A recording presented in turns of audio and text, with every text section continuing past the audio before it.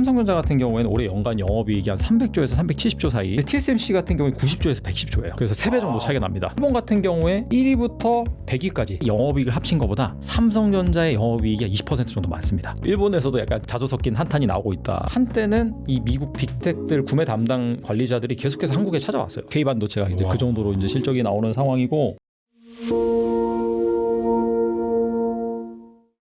여러분 안녕하세요. 오늘 여러분들의 경제생활, 실제 경제생활에 아주 도움을 주실 분 모셨습니다. 이래학 이사님이십니다. 어서 오십시오. 안녕하세요. 초대해 주셔서 감사합니다. 네. 제가 달란트 투자에서 늘 저한테 질문을 주셨는데 오늘은 제가 질문을 하게 생겼습니다. 이렇게 입장 바꿔서 생각해 보니까 열심히 해야겠다는 생각이 듭니다. 네. 달란트 투자의 CCO님이시죠? 네, 콘텐츠 책임자라고 보시면 됩니다. 최고 콘텐츠 책임자님이시고 네. 그래서 어떤 이슈를 다루어야 되는지 어떤 분들을 게스트로 초대해야 되는지 그런 걸 다 결정하시는 거죠? 네. 세상 일을 다 하셔야 될 것 같습니다. 맞습니다. 네. 교수님 때문에 많이 배웠습니다, 제가. 무슨 말씀이요? 그래서 오늘 우리 구독자님들, 시청자분들께서 관심이 많으실 주식. 네. 요즘에 식당 가서 밥 먹을 때도 주식 얘기 곳곳에 들리더라고요. 맞습니다. 저 지나가다가 엄청 하이닉스, 삼성전자 삼전 삼전에서 얼마 벌었다니까 막 오늘도 점심 먹는데 박수 치고 그러더라고요. 네. 근데 이재명 정권 출범할 때 작년 6월 4일이었던가요? 네. 그때 2,770이었는데 코스피가 어제인가 8,000 넘어갔었죠? 맞습니다. 네. 오늘은 보니까 7,900 그 밑으로 좀 내려가긴 했는데 정말 놀라운 일이에요. 저도 깜짝 놀랐습니다, 진짜. 지금 무슨 일이 벌어지고 있는 겁니까? 주식시장에서. 한국 재평가? 네. 이런 얘기들이 나올 정도로 어마어마한 상승이 벌어지고 있는데 이게 지금 저도 사실 제가 이제 투자 경력이 한 20년 정도 되는데 제가 투자한 그 경력 안에 이런 일은 없었어요, 사실. 없었고 그렇죠. 굳이 비교를 해본다면은 가깝게는 그 닷컴 버블 당시. 네. 근데 그거랑 좀 차이가 있는 게 그때는 이제 IT 기술주들을 중심으로 해서 이 코스닥 그 지수가 상당히 좀 많이 올랐었고. 네. 좀 더 시계열을 좀 넓게 본다라고 한다면은 1980년대. 그때 80년대요. 삼저 호황. 그러니까 지금이랑 올라가는 그 근본 원인은 좀 다르긴 하지만은 상승률을 비교해 본다면은 저희가 2025년 4월 내지는 2024년 12월 이때가 이제 코스피 저점이었거든요. 2200까지 빠졌으니까. 근데 그때 기준으로 보면은 지금 코스피 최고점이 장중에 8400 얼마까지 올라갔으니까 거의 4배네요. 거의 4배입니다. 거의 4배. 와. 그러니까 놀랍다. 거의 한 40년 전 장세와 좀 유사하다라고 해서 사실상 지금 현역에 계신 이 증권업계에 계신 내지는 운용사 그런 업계에 계신 분들 중에서는 이런 장세를 경험해 보신 분들이 없어요. 처음입니다. 처음. 네. 와, 진짜 대단한 일이 벌어지고 있는데 이거 우리나라만 그런 거예요? 아니면 세계적으로 다 그렇습니까? 우리나라가 가장 세죠. 사실 작년에 전 세계 증시 상승률 1위가 코스피였고요. 작년에 제가 알기로는 한 7, 80% 정도 올랐고 올해는 좀 더 올랐습니다. 고점 기준으로 봤을 때는. 그래서 올해도 역시나 세계 1등 상승률을 기록하고 있는 상황이다. 일본도 좋고 대만도 좋긴 한데 우리나라 그 대한민국 증시랑 비교해 봤을 때는 대한민국 증시가 압도적으로 좋다라고 이제 말씀드릴 수가 있는데 그 이유가 가장 큰 거는 역시나 이 반도체. 반도체가 워낙 좋기 때문에 그래서 지금 이렇게까지 많이 올라왔다라고 이제 보시면 될 것 같습니다. 이게 반도체가 잘 나가는 겁니까? 대한민국이 잘 나가는 겁니까? 그걸 따로 분리해서 말씀은 좀 곤란하겠지만 정확하게 말씀드리면은 반도체가 잘 나가서 대한민국이 잘 나가는 겁니다. 그럼 반도체 하고 있는 나라들은 다 잘 되고 있는 거예요? 반도체 하고 있는 나라 중에서 그렇죠. 대부분 다 잘 되고 있긴 한데 미국의 마이크론 같은 경우에도 거기도 똑같이 D램 기업이죠. 그렇죠. D램 메모리 쪽 반도체를 만들고 TSMC도 잘 나가고 있긴 한데 이번에 그 특징적인 거는 반도체 특수를 제대로 본 쪽은 이제 메모리 쪽이다라고 이제 보시면 될 것 같아요. D램하고 HBM하고요. 그 낸드도 좀 좋고요. 그래서 샌디스크라든지 그 낸드에 좀 포커싱된 기업들도 상당히 좋습니다.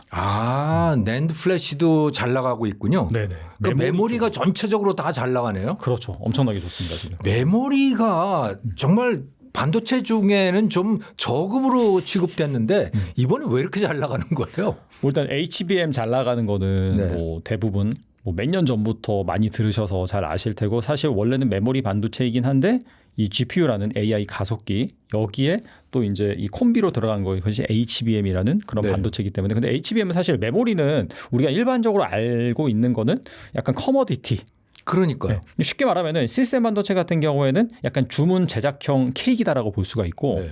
근데 그냥 일반 메모리 반도체 같은 경우에는 그냥 시중에 그냥 빵집에서 식빵 같은 거 네. 만들어 놓고 파는 그런 품목이다. 그렇게 네. 인식을 하고 있었는데 HBM으로 가면서 이게 점점 시스템 반도체화 되는 겁니다. 이제 메모리도 약간 주문 생산형 이런 식으로 바뀌게 되었고 근데 추가적으로 이 D램이란 낸드가 왜 잘 나가냐면은 이게 AI를 학습시킬 때는 HBM만 필요했었는데 이제 추론 쪽으로 즉 추론이라고 한다면은 우리가 정말 그 챗 GPT를 사용을 하고 뭐 제미나이를 사용하고 클로드를 사용을 할 때 우리가 계속해서 질문을 하면은 그 네. AI가 기존에 학습한 그걸 바탕으로 추론을 해서 답변을 내놓잖아요. 예, 요즘에 제미나이 보면 놀랍던 게 제가 뭘 시키면요, 그걸 계속 기억하고 있더라고요. 맞습니다. 예, 정확하게 그 중요한 포인트를 짚어주셨는데 기억을 하기 위해서 이제 메모리가 많이 필요한 겁니다. 예. 그래서 D램이라든지 뭐 낸드 같은 경우에도 많이 필요하고 그 추론 영역으로 가면 갈수록 이 D램이나 낸드 이쪽도 지금 쇼티지가 발생을 하고 있어서 뭐 현물가 기준으로 봤을 때는 거의 1년 사이에 7배, 뭐 8배 정도 올랐다라고 보시면 될 것 같아요. 메모리 가격이요? 네네. 그럼 시스템 반도체는 그렇게 오르지 않았어요? 거기는 이제 주문 생산이기 때문에 네. 원래 그 메모리의 특성이 좀 업앤다운이 심하죠. 예. 근데 시스템 반도체는 주문형 생산이기 때문에 아무래도 그 받아놓은 주문을 가지고 언제까지 생산해야 되고 그런 계획이 서 있기 때문에 시스템 반도체도 좋긴 좋지만은 그렇게 좋진 않았죠. 상대적으로 메모리와 비교해봤을 때 메모리 같은 경우에는 사실 메모리 업황이 그 전에 되게 안 좋았어요. 예. 갑작스럽게 챗 GPT라는 게 2022년 말에 나왔고 그 다음에 이제 학습을 하고 본격적으로 이제 추론을 하는 그런 시장으로 확산이 되자마자 2025년 작년이거든요. 작년 한 7월부터 갑자기 이제 아마존이 이 대규모 그 서버형 D램이라든지 주문을 내면서 갑작스럽게 쇼티지가 시작이 됐거든요. 작년 7월부터요? 네. 이게 원래는 별로 안 좋았었는데 갑자기 대규모 주문을 내 가지고 처음에는 이제 그 예전에 그런 원래 그 빅텍들이 운영하고 있는 일반 서버향인 줄 알았는데 거기서 시작을 했는데 알고 보니까 이게 다 AI 수요였던 겁니다. 그렇군요. 네, 그러면서 작년 하반기부터 갑작스럽게 업황이 턴하기 시작하면서 그때부터 사실 삼성전자라든지 뭐 마이크론이라든지 그다음에 샌디스크라든지 그런 메모리 업체들이 엄청나게 뭐 올랐다라고 이제 보시면 될 것 같아요. 그렇군요. 그러니까 AI가 저를 알아보기 시작하면서 본격적으로 메모리에 대한 수요가 폭발했다 이렇게 이해를 해도 될 것 같군요. 네. 근데 중요한 거는 이게 아시다시피 이게 뭐 감산, 증산 이 수요 공급에 의해서 업앤다운이 되게 심하잖아요. 메모리 반도체 사이클이. 기존의 업황이 안 좋았기 때문에 이게 이미 많이 감산을 한 상황이었고 그다음에 이 미래 수요도 불확실하니까 증설을 안 했던 거예요. 메모리 3사가. 그러다 보니까 갑자기 주문은 폭주하는데 이 공급은 한정돼 있기 때문에 이 수요와 공급의 그런 법칙에 의해서 가격만 엄청나게 상승을 한 겁니다. 그러면 시스템 반도체 제조 파운드리를 하는 TSMC는 주가가 우리만큼 삼성전자나 SK 하이닉스만큼 안 올랐어요? 그렇게까지 안 올랐죠. 그러니까 물론 이제 괜찮긴 한데 그렇게까지 안 올랐고 올해 또 그 연간 컨센서스를 비교해 보시면은 그 삼성전자 같은 경우에는 올해 연간 영업이익이 한 300조에서 370조 사이 나올 것으로 지금 예상이 되거든요. 근데 TSMC 같은 경우에 90조에서 110조예요. 그래서 3배 정도 차이가 납니다. 그렇게 차이가 나요? 많이 납니다. 네. TSMC가 정말 돈 많이 버는 회사였는데 오히려 바뀌었네요. 바뀌었습니다. 하이닉스까지 합치면은 뭐 500조, 뭐 600조 가까이 뭐 K 반도체가 이제 그 정도로 이제 실적이 나오는 상황이고 재밌는 게 그 일본 같은 경우에 지금 기사 나온 거 보니까 1위부터 100위까지 상위 1위부터 그러니까 1위면 저 토요타라고 볼 수 있는데 1위부터 100위까지 영업이익을 합친 것보다 삼성전자의 영업이익이 20% 정도 많습니다. 2027년 그 예상 기준으로 보면은 그 정도로 지금 삼성전자가 많이 벌고 1위부터 100위까지 그 반도체를 말하는 게 아니죠. 말한 게 아니고 네. 모든 걸 다 합쳐서. 네. 와, 그 일본 사람들 배 아파서 어떡하냐. 그러니까 뭐 일본에서도 약간 자조 섞인 한탄이 나오고 있다. 뭐 이런 것들을 기사로 정말 일본에게는 충격일 것 같은데요. 정말 충격이죠. 삼성전자 다 일본에서 배운 거 아니에요? 그래서 최근에 또 삼성전자 이 노조 성과급 이슈가 있었잖아요. 네네. 그래서 아무튼 타결이 됐는데 지금 그걸 보고 TSMC 내부에서도 원래 TSMC는 노조가 없거든요. 근데 노조 없습니까? 네, 없습니다. 원래 반도체는 대부분 없어요. 네. 근데 내부에서도 빨리 노조를 만들어야 된다. 예. 그리고 또 이 타이밍에 뭐 삼성전자 개인 직원들은 몇 억씩 받아가는데 여기는 오히려 성과급이 15% 줄 수 있다. 이런 루머가 막 떠돌아가지고 네. 직원들 분위기가 난리가 아니랍니다. 그래서 이 TSMC 그 회장이 원래는 이제 당초에 예상돼 있었던 출장 이걸 취소를 하고 이 직원들과의 간담회를 가지고 성과급 주는 건 루머다. 요번에 이제 30% 이상이 된다. 그런 식으로 해명을 했다라고 하는 그런 또 웃지 못할 사건도 있었습니다. 그렇군요. 그러면 그러다가 중국도 또 노조 생기는 거 아니에요? 중국에서 그럴 수도 있죠. 이게 중국 지금 반도체 기업들 거기는 뭐 이제 아시다시피 뭐 공산당이 뭐라 권력을 잡고 있기 때문에 그러기 쉽지 않을 것 같긴 한데 원래 이제 그 술렁거리긴 할 것 같은데. 그렇죠. 대만도 이제 막 노조를 만들어야 된다. 뭐 이런 뭐 움직임도 있고 아무튼간에 이 삼성전자 뭐 SK 하이닉스가 쏘아올린 공이 지금 뭐 우리나라뿐만 아니라 뭐 전 세계 이 산업 전반에 퍼지고 있다라고 보시면 될 것 같아요. 지금 반도체 지금이라도 사야 할까요? 삼성전자, SK 하이닉스 엄청 올랐죠? 많이 올랐죠. 뭐 하이닉스는 거의 한 최고가 기준으로 최저점 비교하면 10배 정도 올랐다고 볼 수가 있고요. 와, 그거 샀던 사람들 정말 대박이겠네요. 요즘 보면은 막 무슨 뭐 어느 커뮤니티에 하이닉스 뭐 얼마에 사서 얼마 벌었다더라라는 인증 올라오면 그걸 가지고 이제 기사를 쓰는 게 약간 좀 트렌드가 돼버린 그 정도 상황이긴 하죠. 지금 사요? 그러니까 제가 말씀드리고 싶은 거는 뭐 제가 이제 사라 말라 결정할 수 있는 권한은 아니긴 하지만은 지금 역사적으로 봤을 때 삼성전자랑 하이닉스가 많이 싼 편입니다. 많이 싸다고요? 네, 많이 싸요. 네. 어떤 기준으로 싸요? 그러니까 절대 주가를 당연히 말씀드린 건 아니고 밸류에이션 관점에서 보면은 그러니까 보통 저희가 이제 주식시장에서 밸류에이션 할 때 이 기업이 비싸다 싸다라고 했을 때 앞으로 현 시점으로부터 12개월간 즉 1년간 벌어들일 예상 영업이익 기준으로 해서 내지는 순이익 기준으로 해서 주가랑 비교해가지고 이제 EPS를 비교해가지고 PR 이런 걸 계산하잖아요. 지금 이렇게 많이 올라도 삼성전자랑 하이닉스가 예상 PR이 이제 한 6배에서 7배 사이 정도 있습니다. 더 낮았을 때는 한 5배 정도. PER이 뭐와 뭐의 비율이죠? 주가 나누기 EPS죠. 주가 나누기 EPS. 네네. 비교를 해보면 EPS란 주당 순이익이라고 해서 주당 순이익, 순이익을 발행 주식수로 나눈 거죠. 그러니까 주당 이익과 그 주식의 현재 주가, 시가와 비율을 놓고 봤을 때 아직도 주가가 낮다.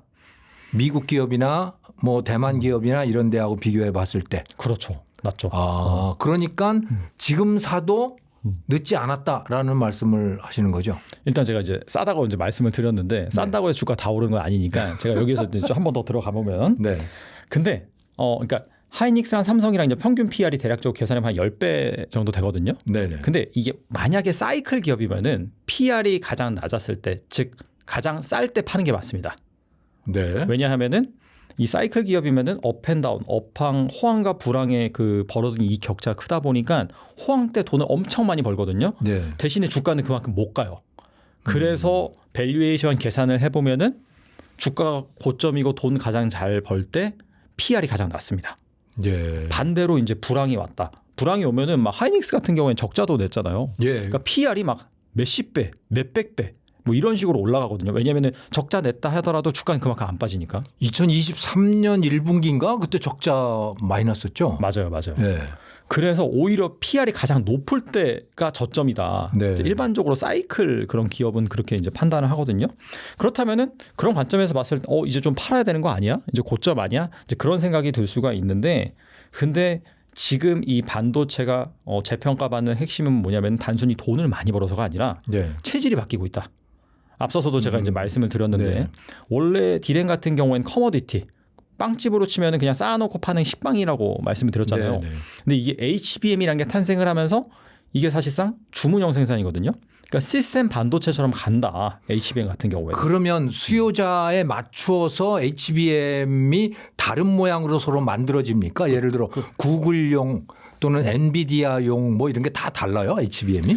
요구하는 스펙에 맞춰서 만들어줘야 됩니다. 그게. 아, 그렇군요. 그래서 예를 들어서 그 삼성전자가 HBM3E 이게 네. 납품이 된다 안 된다 정말 양치기 소년처럼 계속해서 그 작년부터 재작년부터 해가지고 네. 시장에서 화제가 됐었는데 그 요구하는 스펙에 못 맞춘 거예요. 그게 성능이 안 좋다라기보다도 삼성전자 HBM3E가 성능이 안 좋, SK 하이닉스 거에 비해서 성능이 안 좋다는 게 아니라 아무튼간에 스펙이 안 맞아가지고 결국에는 납품이 이제 지연이 된 그런 이슈가 있었거든요. 그렇군요. 그럼 지금까지의 D램이나 낸드 플래시는 뭐 스펙이고 뭐고 그냥 일방적으로 공급자가 결정해서 만들어서 시장에 내놓는 거죠. 그러니까 규격이 딱 정해져 있죠. 예. 예. 그러면 그것을 쓰는 사람이 자기가 알아서 거기다 맞춰서 쓰는 거였죠. 네네. 근데 이제는 그 고객이 삼성전자나 SK 하이닉스한테 이렇게 만들어 주세요 하고 요구를 하는 거네요. 그렇죠. 완전히 산업의 구조가 달라지는 거네요. 그래서 이런 HBM 같은 경우에 사실상 시스템 반도체 밸류에이션을 줘야 된다. 근데 지금 아까도 말씀드린 게 삼성이나 하이닉스가 6배 정도, 6배, 7배 정도라고 말씀드렸잖아요. 예. PR 기준으로 TSMC 20배거든요. 오, 그래요? 네. 아직도 멀었네, 그러면. 그래서 약간 이런 쪽으로 밸류에이션을 줘야 된다라는 입장이 있고 또 하나 그 D램이나 낸드 같은 경우에도 그냥 식빵이라고 말씀드렸는데 최근에는 계약의 구조가 변경되고 있어요. 예전에는 그냥 뭐 시장에 내놓고 사면 사고 안 사면 안 사고 그다음에 뭐 B2B 수요 같은 경우에도 원래 빅텍들이 나 이거 얼마큼 사갈게 네. 라고 해도 하고 나서 안 사가는 경우도 많았거든요. 네. 그래서 막 정말 엄청나게 만들었는데 갑자기 업황이 꺾이고 네. 이 재고가 쌓이면서 반도체 가격 폭락하고 그런 사이클이 이제 반복이 됐었는데 이제는 완전 달라요. 완전히 그 공급하는 삼성이랑 SK 하이닉스가 갑이 돼가지고 이제는 오히려 그 빅텍들이랑 어떤 계약을 하면 장기 공급 계약. 네. 1년간 무조건 사준다. 오. 정해진 가격으로. 근데 정말 좋을 때 왜냐하면 현물 가격이 계속해서 오르고 있었잖아요. 그래서 네. 오히려 삼성이랑 하이닉스가 1년 너무 길다. 오히려. 왜냐하면 가격 인상분을 가격을 반영을 못하니까. 그래서 막 한때는 이 미국 빅텍들 구매 담당 관리자들이 계속해서 한국에 찾아왔어요. 사실 그랬었다면서요? 깐부 동맹 하는 거 젠슨왕이 우리나라 온 거라든지 네. 뭐 리사수라든지 이런 사람들이 한국에 온 적이 없거든요. 제대로. 리사수도 왔어요? 왔었습니다. AMD CEO? 네네. 오. 그만큼 이게 귀한 거예요. 그렇군요. 그래서 단순히 이건 돈을 많이 버는 게 아니라 계약의 구조라든지 이런 게 바뀌고 있기 때문에 밸류에이션을 더 줘야 된다. 지금 그런 논리들이 나오고 있고 얼마 전에 UBS가 마이크론의 목표가를 3배 이상 올렸거든요. 그러니까 그게 이제 그런 논리인 겁니다. 노무라 증권 같은 경우에도 삼성전자 목표가 59만 원, SK 하이닉스 같은 경우에는 거의 한 400만 원 가까이 목표가를 불렀거든요. 와, 지금 200만 원 좀 넘었잖아요. 네. 200만 원. 지금은 밑으로 내려왔던데? 네, 약간 내려왔죠. 예. 그게 400만 원이요? 근데 왜냐면은 멀었네. 지금 PR이 뭐 6배, 7배인데 TSMC가 20배니까 20배니까. 그 보고서 내용이 중요한데 TSMC 밸류에이션 줘야 된다. 그 내용이 있거든요, 진짜. 근데 말은 그렇게 하고 나서 20배까지는 못 주고 사실 거의 완전히 시스템 반도체니까요. 그죠? 네. 그 완전 독점 기업이잖아요. 네. 파운드리 쪽에서. 그리고 한 10배나 11배 정도를 주자라고 얘기를 하고 있어요.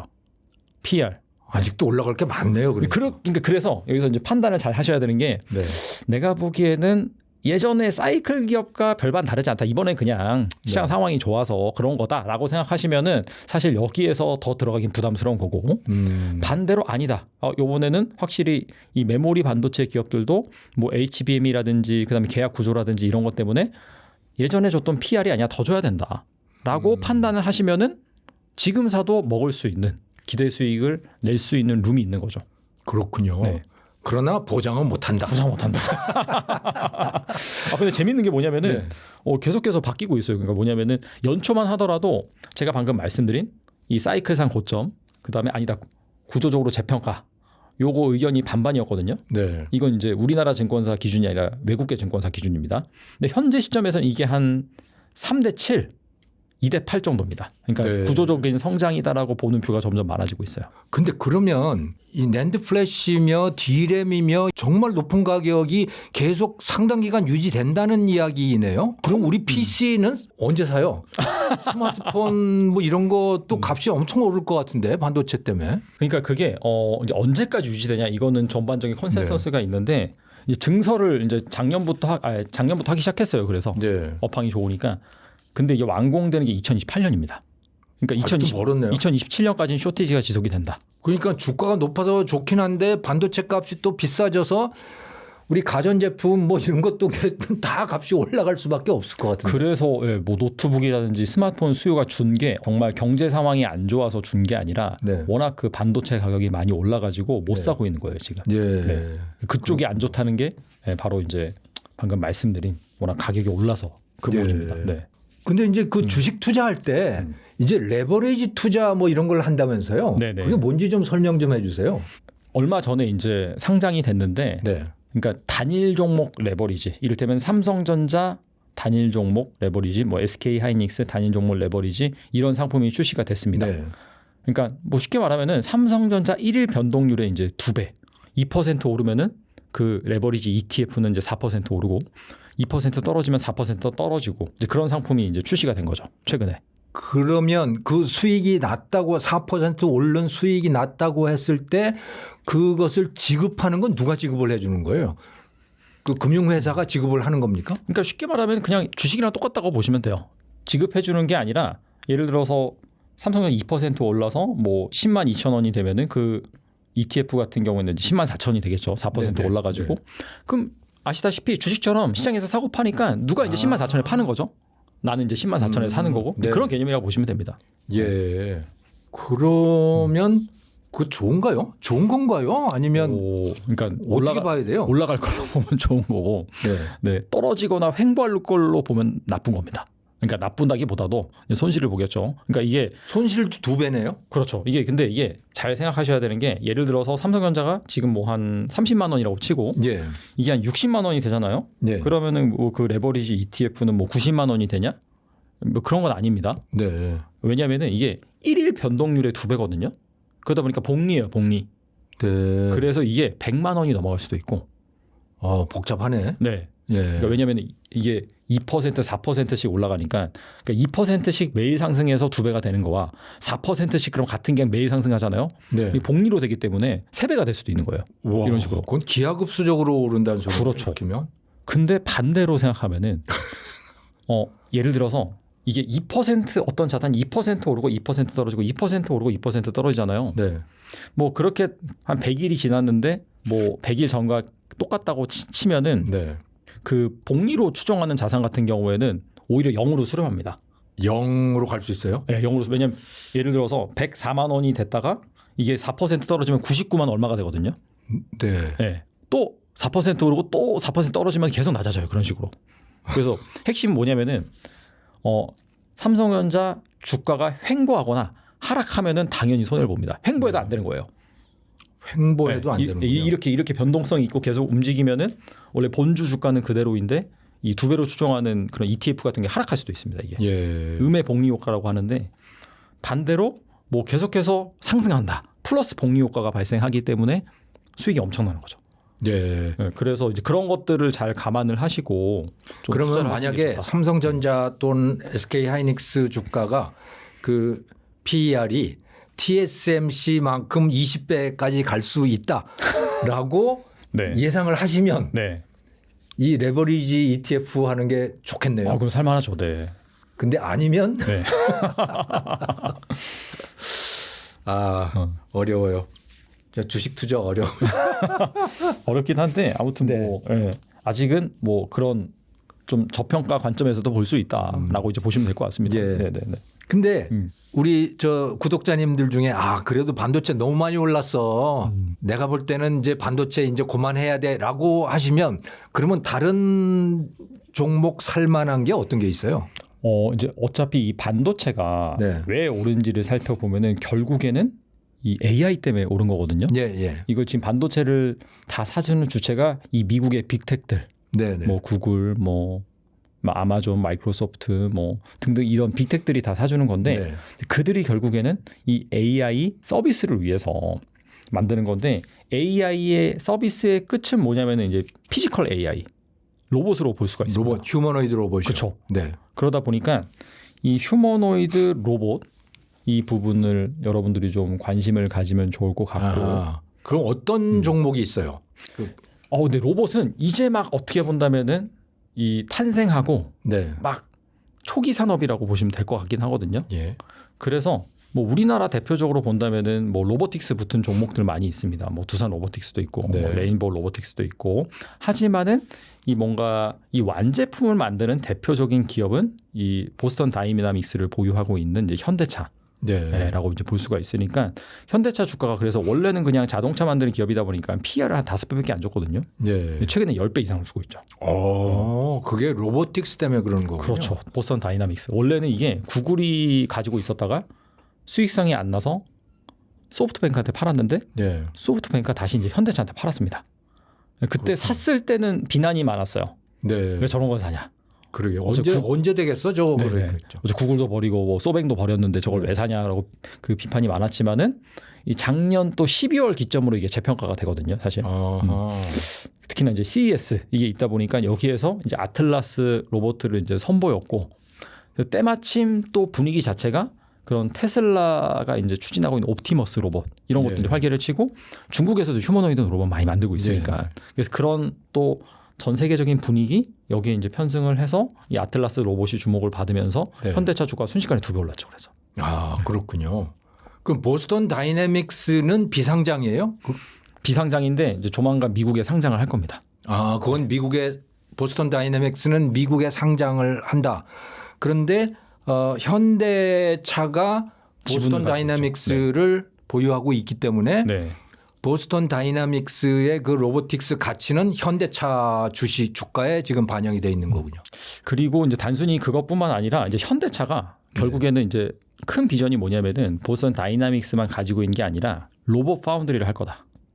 파운드리를 해요, 로봇으로? 네. 로봇 파운드, 그러니까 로봇을 만드는 어떻게 본다면은 로봇 설계도를 가져오면 그걸 그렇죠. 실물로 만들어준다. 네, 그러니까 자동차 제조 공정이랑 로봇 제조 공정이랑 비슷하게 많다고 합니다. 그렇습니까? 네, 그래서 뭐 보스턴 다이내믹스라는 그런 회사도 가지고 있고 거기 기술력도 있고 하니까 제조 기술력도 있고 하니까 우리가 이거 파운드리를 하겠다.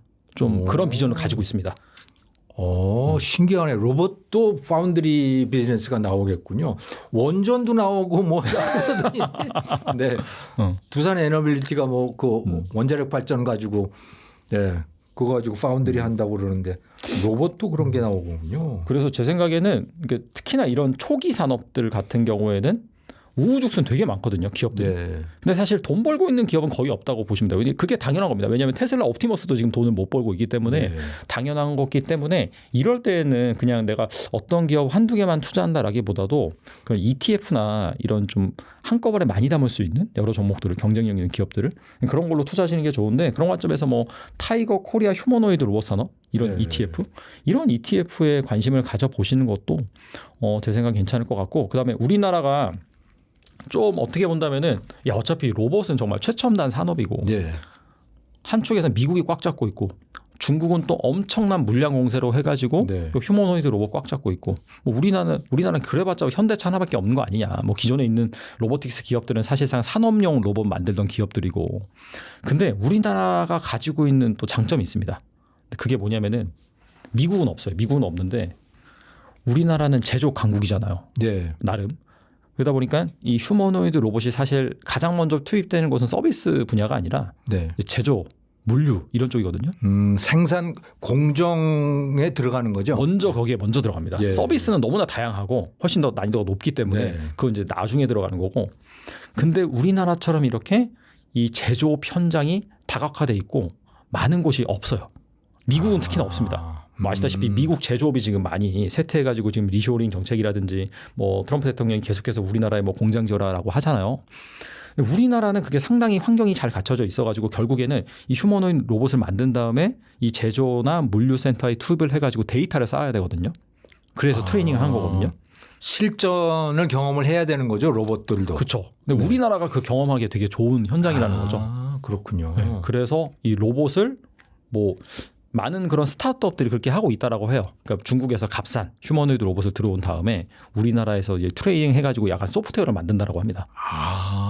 그거 괜찮은 비즈니스네요. 하드웨어는 중국에서 들여오고 여기서는 일을 시켜서 일의 결과와 과정과 이런 것들을 다 데이터로 만들겠군요. 그래서 그 소프트웨어를 만들어 가지고 또 이걸 가지고 비즈니스를 할 수 있는 이런 또 기반을 마련하고 있다고 합니다. 그거 참 신기하네. 네. 그러니까 반도체 지금 뭐 다 올랐다고 생각하시면 휴머노이드 로봇 쪽으로 투자를 하셔도 괜찮은 것 같다. 그런 제안이셨어요. 그리고 제가 재미있는 거 하나 더 말씀을 드리보자면은 제 생각에 두 개를 같이 가져가셔라. 굳이 가져가실 거면. 근데 그렇게 말씀을 드리고 싶은 게 뭐냐면은 이게 항상 이게 투자를 하다 보면은 야 너무나 많이 올랐는데 제가 또 오르겠어? 하면서 본능적으로 좀 싼 거 안 오른 거 막 찾고 그렇게 하잖아요. 근데 실제로 투자를 해보면은 안 그럽니다. 오른 애들이 계속 오른 경우가 되게 많습니다. 아, 오른 게 계속 올라요? 네. 제가 이제 이런 통계가 있어서 가져왔는데 베센빈더의 4% 법칙이라고 있는데 이 미국 애리조나 대학에 있는 교수님이 한번 체크를 해봤대요. 1926년부터 최근까지 약 100년의 역사를 미국 주식시장의 역사를 연구했는데 그 수만여 개의 기업을 다 추적 조사를 해봤대요. 근데 96%는 국채 수익률과 같거나 못했대요. 그렇군요. 반대로 말하면 4% 종목이 엄청나게 수익을 내 가지고 국채 수익률보다 당연히 주식 지수의 기대 수익률이 훨씬 높잖아요. 한 두세 배 되잖아요. 그 4% 기업이 그걸 다 만든 거예요. 오르는 게 계속 오른다는 말이에요. 원래 그렇습니다. 원래 주식은. 오르는 게 계속 오릅니다. 그래서 1920년대에서 40년대 때는 이제 뭐 철도, 철강, 석유 이쪽 산업이 엄청 부흥을 해가지고 뭐 US 스틸이라든지 그다음에 뭐 정유 기업들 이 기업들이 엄청 올랐고 60년대, 70년대는 이제 제조 소비재라서 이제 제너럴 모터스라든지 그다음에 뭐 코카콜라, IBM 이런 기업들이 많이 올랐고요. 1990년대에서 2000년대는 이제 IT 버블, 닷컴 버블 그때 당시여서 마이크로소프트라든지 뭐 시스코 이런 기업들이 또 엄청나게 올랐습니다. 그리고 아시다시피 2010년 이후로는 이제 플랫폼 AI 이런 거라서 미국 빅테크들이 지금 엄청나게 오르고 있잖아요. 근데 원래 그랬다는 겁니다. 이게 특이한 현상이 아니라 오르는 게 계속 오른다. 그렇죠. 오르는 애들이 더 오른다. 자꾸 유혹을 받네. 특히나 이렇게 막 엄청난 사이클이 생기면은 그런 현상이 더 심해집니다. 근데 또 어디다 투자해야 되냐 이거 이제 고민하다 보면 얼마 전까지는 국장 탈출은 뭐 지능순이다 이런 것들이 이제는 오히려 국장이 지능이다 뭐 이런 말까지 나오고 이거 한국 주식 시장에다가 투자를 계속 해야 되나요? 아니면 미국 장에도 투자를 좀 해야 되는 겁니까? 어떻게 보세요? 저는 한국 주식 사이클이 어느 정도 좀 마무리가 되면은 여전히 미국이 좋을 것 같다는 생각이 들어요. 지금은 이제 아무래도 한국이라든지 그다음에 그런 뭐 대만이라든지 일본, 아시아 쪽으로 자금이 오는 상황이긴 한데 근데 결국에는 이 자금이 오는 이유가 앞서서 이제 반도체 사이클 말씀드렸을 때 언급을 했듯이 결국에는 이 미국 빅텍들이 이 AI 이 서비스 강화를 위해서 계속해서 반도체를 사는 거거든요. 근데 결국엔 그렇게 된다면은 이 AI 관련된 서비스가 이제 조만간 탄생을 하겠죠. 그렇게 되면은 그 서비스를 통해서 돈을 엄청나게 벌 기업들이 또 미국의 빅텍들입니다. 그래서 사실 뭐 스마트폰이라는 그런 게 이제 탄생을 했을 때 초반에는 이제 단말기 관련돼서 만드는 그런 기업들이 돈을 엄청 벌였는데 나중 가서는 뭐 애플은 좀 제외한다 치고 애플은 소프트웨어도 하니까 결국에는 뭐 페이스북이라든지 뭐 아시다시피 뭐 아마존이라든지 뭔가 그 스마트폰 단말기를 활용을 해서 서비스를 제공하고 있는 그런 기업들이 돈을 많이 벌잖아요. 그래서 이 결국에는 또 사이클이 글로 갈 거라고 생각이 되고 그런 관점에서 또 피지컬 AI도 그중에 하나고 그래서 미국 주식들은 또 그런 관점에서 좀 잘 보면 좋겠다라는 생각이 들고요. 그 다음에 이거 약간 좀 저는 이제 투자를 할 때 좀 장기적인 관점에서 보면은 좀 변하지 않은 거에 좀 주목을 해야 된다고 보거든요. 변하는 것보다. 그런 게 어떤 게 있습니까? 그러니까 예를 들어서 저는 그냥 미국에 투자를 할 수밖에 없는 게 아무리 뭐 트럼프 대통령이 취임하고 나서 뭐 동맹국들 대상으로 뭐 관세 올리고 해서 뭐 예전에 미국이 아니다. 뭐 극단적으로 본다면 이제 미국이 뭐 트럼프 대통령 때문에 저물고 있다 이런 식으로 이제 뭐 망하고 있다 이렇게 극단적으로 표현하는 목소리 있잖아요. 근데 이게 정확히 인과관계를 따져보면은 미국의 힘이 약해지고 있기 때문에 트럼프 대통령이라는 사람이 나온 거거든요. 어떻게든 패권을 유지하기 위해서. 그래서 이제 보면은 최근에 이제 클래리티 법안이 통과됐는데 RWA라고 해서 이게 이제 부동산, 금, 채권, 뭐 예술품 이런 실물 자산 기반으로 해서 토큰을 발행할 수 있도록 블록체인상에 이 토큰을 발행할 수 있도록 허용해준 법안인데 네. 그래서 블랙락이라든지 JP 모건이라든지 하고 있는 것들이 뭐냐면 기존에 보유하고 있는 채권, 미국 채권을 가지고 네. 토큰 발행을 추진을 합니다. 네. 사실 미국이 지금 문제가 뭐냐면은 천문학적인 부채. 근데 사실 아무래도 기축통화국이다 보니까 계속해서 이 채권을 발행을 해야 되잖아요. 예. 근데 이걸 지금 소화해줄 사람이 없단 말이죠. 사람이 아니라 아무튼 국가가 없는 거죠. 중국도 팔고 있고 네. 일본도 최근에 뭐 판단 얘기 나오고 있고 그래서 생각한 게 뭐냐면은 이 RWA 기존의 그런 금융사들이 가지고 있는 채권을 바탕으로 해가지고 이제 토큰을 발행을 해서 이건 블록체인 상에서 발행을 하고 있는 거기 때문에 24시간 거래가 가능하고 네. 스위프트망이랑 별개입니다. 네. 쉽게 말하면은 뭐 스테이블 코인이랑 좀 비슷하다고 볼 수가 있겠죠. 네. 뭐 내가 쓸 수도 있는 거고 어떻게 보면은. 뭐 전 세계 누구든 그렇게 해서 계속해서 이 달러 패권을 유지하기 위해서 이런 액션들 이런 것들을 좀 펼치고 있는 부분도 있고요. 그러니까 미국 채권을 담보로 해서 지금 화폐를 통화를 발행한다는 거죠. 그렇죠. 디지털 그게 토큰. 시작이 됐다는 거죠. 네, 이제 시작이 됩니다. 이제 그걸 통해서 미국 채권의 가치를 높이겠다. 계속해서 수요를 만드는 거죠. 수요를 계속 유지하도록 하겠다. 네. 예. 뭐 그런 것도 있고 스테이블 코인도 네. 마찬가지고요. 네. 이런 식으로 하는데 솔직히 말하면은 내가 달러를 그렇게 블록체인상에서 발행된 달러를 내가 쓸 수 있다라고 하면은 굳이 안 가질 이유가 없을 것 같긴 하거든요. 예. 뭐 제 입장에서 뭐 생각을 해봐도 뭐 그런 부분도 있고요. 두 번째는 아무래도 이 미국이 자본주의 시스템이 가장 잘 갖춰진 나라다라고 네. 이제 평가할 수 있을 것 같은데 사실 돈은 수익률이 낮은 곳에서 높은 곳으로 흐를 수밖에 없는 그런 상황이고 네. 만약에 미국이 저렇게 뭐 트럼프 대통령 이슈 때문에 뭔가 어지럽고 예전과 다르고 그렇다라고 해서 그럼 딴 나라로 갈 수 있을까 돈이? 그러게요.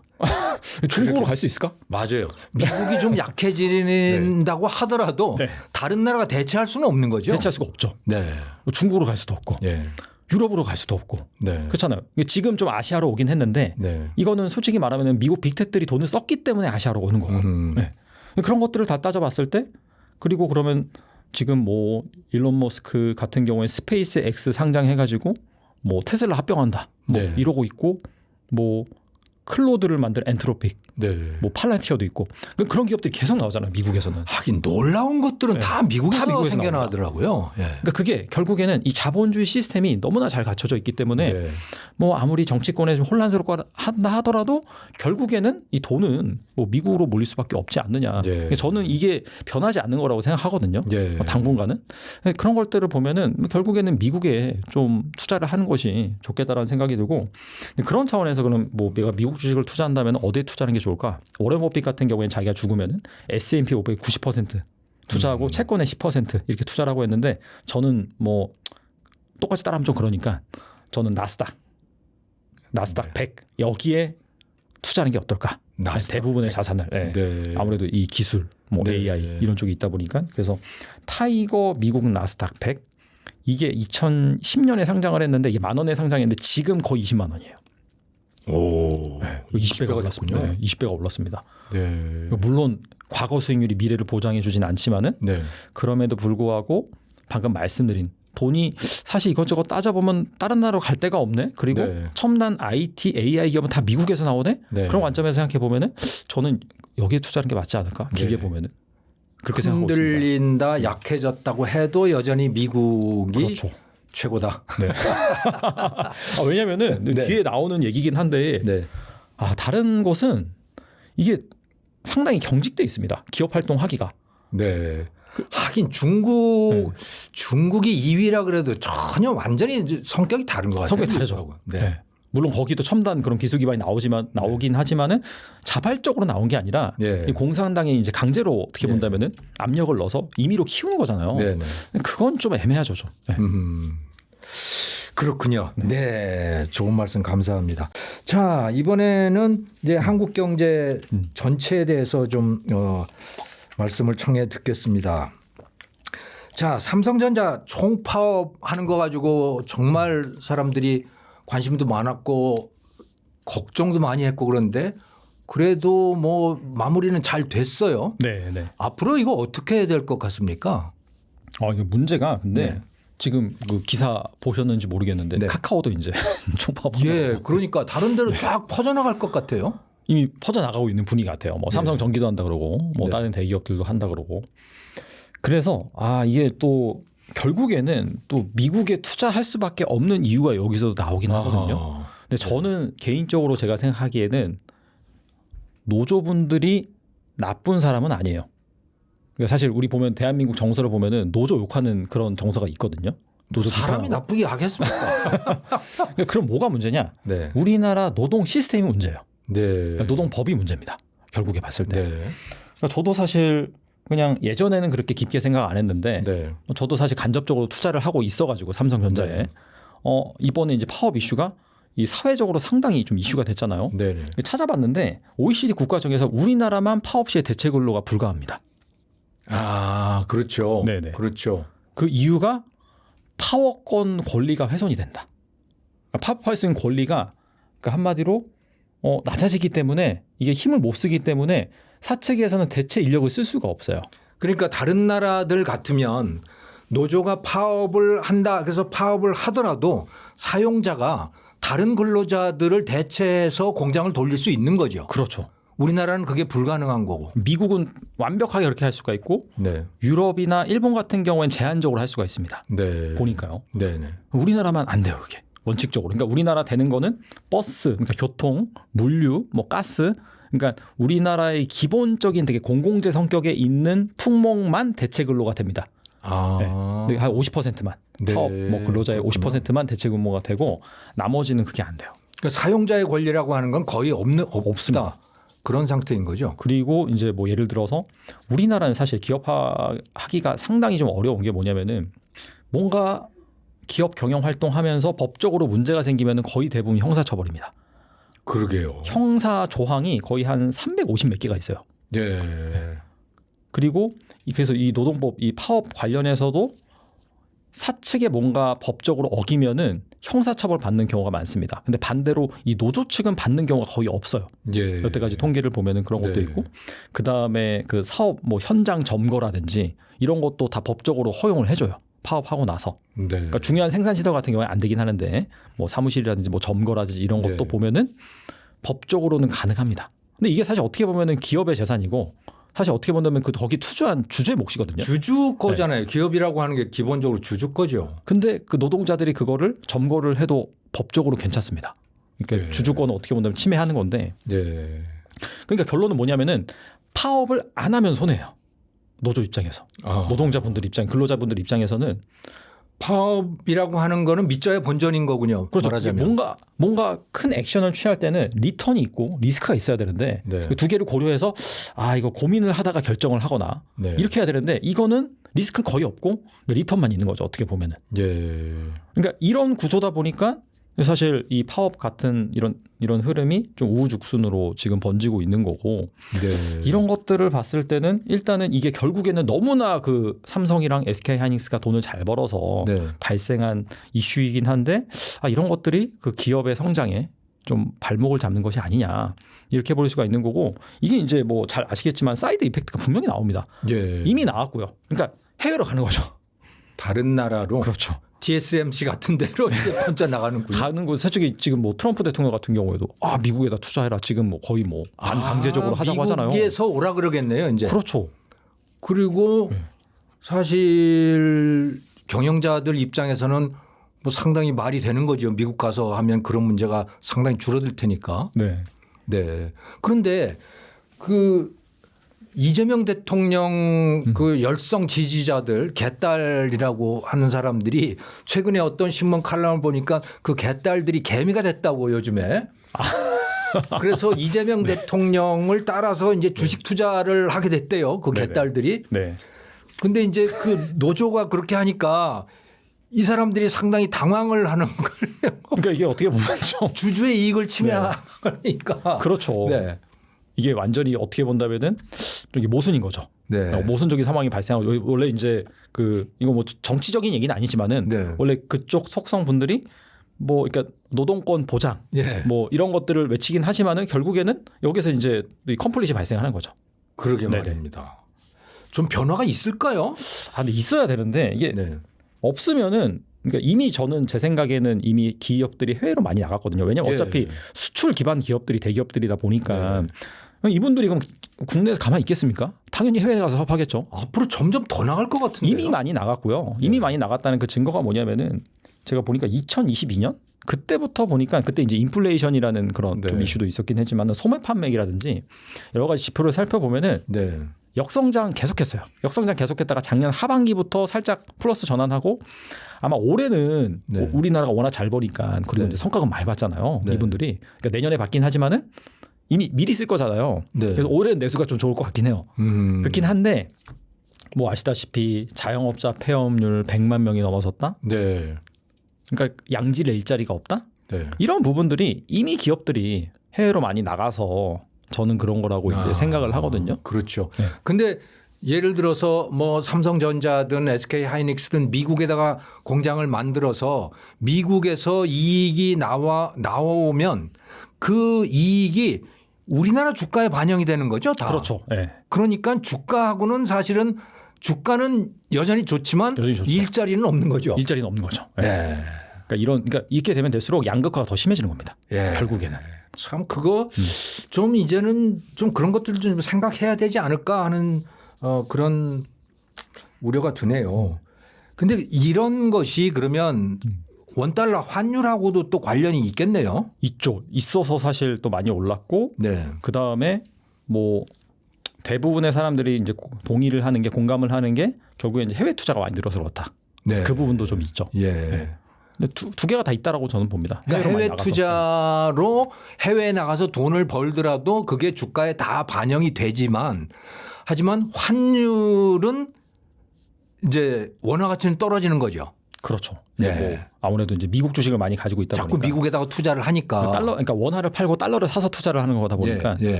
근데 저는 뭐 환율이 높아지는 게 그렇다고 해서 뭐 우리나라 경제에 그렇게 치명적이냐라고 봤을 때는 뭐 그렇게 생각하지는 않는데 왜냐하면 이게 속도가 중요한 것 같습니다. 저는. 그러니까 사실 글로벌 금융위기 때 IMF 때 보면은 순식간에 막 1,000원에서 1,500원 가고 막 1,000원에서 2,000원 가고 이제 그래서 이제 문제가 된 거잖아요. 근데 뭐 그런 건 아니니까 추세적으로 계속해서 오르는 그런 흐름이다 보니까 뭐 환율 오르면은 뭐 삼성전자, 하이닉스나 그런 수출 대기업들이 또 돈도 많이 벌고 그런 측면도 있고 해서 뭐 그렇게 크게 문제는 아닌데 근데 그게 어떻게 본다면은 좀 우리나라 경제 단편을 보여주는 좀 안타까운 일 그런 것들이라 볼 수가 있죠. 내수는 좀 약해지는데 수출 기업들은 돈을 잘 벌고 그렇군요. 그런 현상. 근데 이제 환율이 이렇게 치솟고 그러면 우리가 1997년, 8년 그때의 경험이 있어서 야 이거 큰일 나는 거 아니야 이거? 우리 또 외환 위기 겪게 되는 거 아니야? 이런 걱정들을 당연히 하시거든요. 어때요? 그럴 가능성이 있습니까? 저는 그때랑은 좀 상황이 많이 다르다. 일단 왜냐하면 우리나라 그런 개인 투자자들이 보유하고 있는 외화 자산도 상당히 많고 그러니까 단순히 그냥 정부가 가지고 있는 뭐 그런 외환 보유고 뭐 이런 것보다는 개인들이 가지고 있는 것도 상당히 많고요. 그다음에 무엇보다도 사실 한 작년까지만 하더라도 한국 경제 안 좋다, 좀 위기가 온다 그런 얘기가 어느 정도 이제 근거가 있었는데 올해 이제 삼성이랑 하이닉스가 돈을 워낙 많이 벌어가지고 그러게요. 와, 아마 기적 같아요. 올해 납부하는 법인세가 제가 알기로는 두 기업이 한 15조 정도 되는 걸로 알고 있는데 내년에 120조가 넘습니다. 법인세 납부액이요? 예상 법인세가. 와. 내후년에도 그거보다 더 많아질 거예요. 진짜 대박이네. 그리고 또 요번에 이제 성과금 많이 받아가셨잖아요. 하이닉스 많이 받아갈 거고 내년에. 그럼 내수도 좋아지겠는데요? 그 사람 돈 쓰면. 이분들이 가져가는 게 하이닉스 한 30조 정도 되고 삼성도 한 30, 40조 되거든요. 그러면은 이건 또 아시다시피 성과급 같은 경우에는 그 근로소득세여가지고 거의 50% 뜹니다. 40%, 50%. 아, 세금을? 왜냐면 몇 억씩 받아가니까 뭐 최고 세율 구간에 들어가다 보니까 절반 정도 내거든요. 여기에서 또 그러면은 절반 치면 한 30조 또 세금이 겹쳐가지고 제 생각에는 세수가 갑자기 완전히 흑자로 돌아서서 정부가 막 돈 뿌리겠는데 거의 돈을 좀 지역 상품권 뭐 이런 거 뿌렸는데 갑자기 뭐 거의 2년치 하면은 뭐 몇백 조가 생기니까 갑자기 이제 풍족해졌죠. 그래서 이런 걸 가지고 좀 정책을 잘 폈으면 좋겠습니다. 뭐 그래서 좀 잘 좀 했으면 좋겠네요. 청년 실업률 높아지고 그런다는데 참 한편으로는 좋으면서 또 한편으로는 걱정이고 또 그래요. 자, 마지막으로 그 우리나라 기준금리는 어떻게 될 것 같습니까? 한국은행 총재도 바뀌고 그랬는데 앞으로 어떻게 될까요? 최근에 바뀐 총재분이 이제 얘기를 했죠. 네. 기준금리 인상 가능성이 좀 높다 이런 식으로 이제 발언을 했습니다. 미국하고 우리나라 기준금리 차이가 꽤 되죠, 지금. 꽤 되죠, 지금도. 1% 포인트 이상 차이가 나죠. 네. 그 환율 저거 어느 정도 이 자리를 잡으려면 그럼 우리도 좀 높여야 되는 거 아니에요? 저는 당연히 높일 거라고 생각을 하고 있고 지금 상황에서 봤을 때 왜냐하면 우리나라 채권금리도 지금 미국 채권금리가 워낙 높다 보니까 우리나라 채권금리도 동반 상승을 하고 있거든요. 네, 그렇군요. 그래서 그런 것들을 봤을 때는 이제 금리가 좀 높아져야 되는 그런 상황 볼 수 있고 우리나라 잠재 성장률 보면은 또 최근에 이제 외사에서 나온 거 보면 이제 3% 얘기하는 그런 얘기도 있고 반도체가 워낙 돈을 잘 벌다 보니까 3%. 네. 그리고 아시다시피 기름값 되게 지금 많이 올랐잖아요. 이란 중동 이슈 물가는 때문에. 진짜 많이 올랐어요. 그렇죠. 그렇기 때문에 그리고 아시다시피 현 정부에서 이제 하는 스탠스가 뭐냐면은 이 부동산 옥죄기잖아요. 그러다 보니까 금리를 또 안 올릴 이유가 없고. 그렇죠. 그 삼성전자, SK하이닉스 그 성과금 많이 받은 사람들이 집 늘려서 가려고 할 것 같아요. 강남 이쪽에. 이미 지금 그 평택 동탄?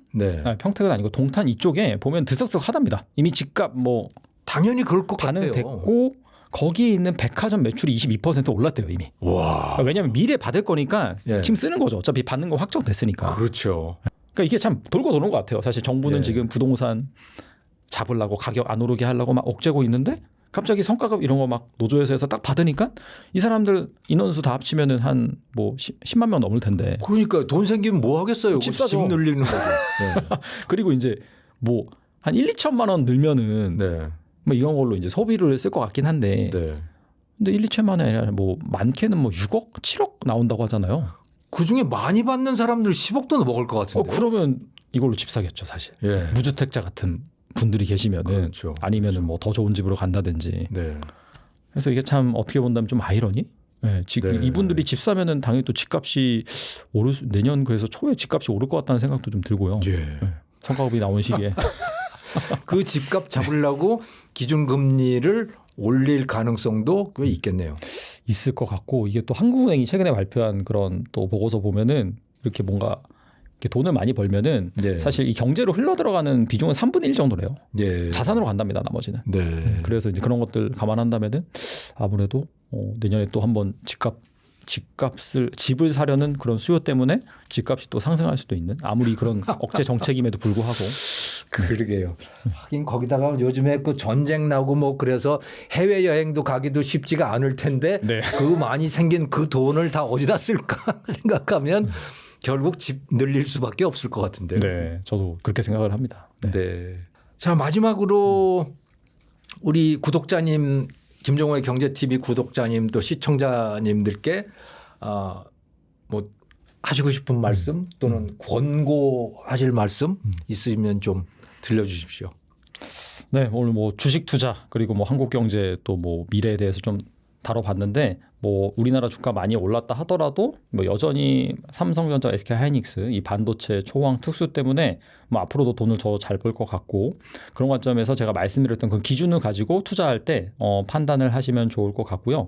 지금 대한민국이 상당히 좀 중요한 시기인 것 같습니다. 정말 어떻게 보면 천운을 만나가지고 이렇게 돈을 갑작스럽게 많이 벌게 됐는데 그러면서 또 여러 가지 또 잡음이 있는 것 같습니다. 근데 이런 것들을 좀 잘 극복을 해서 지금 이 그런 황금알을 낳는 거위의 배를 또 가르지 않고 좀 앞으로도 우리가 잘 벌 수 있게끔 이런 식으로 좀 지혜를 모아가서 정책이 잘 진행이 됐으면 좋겠습니다.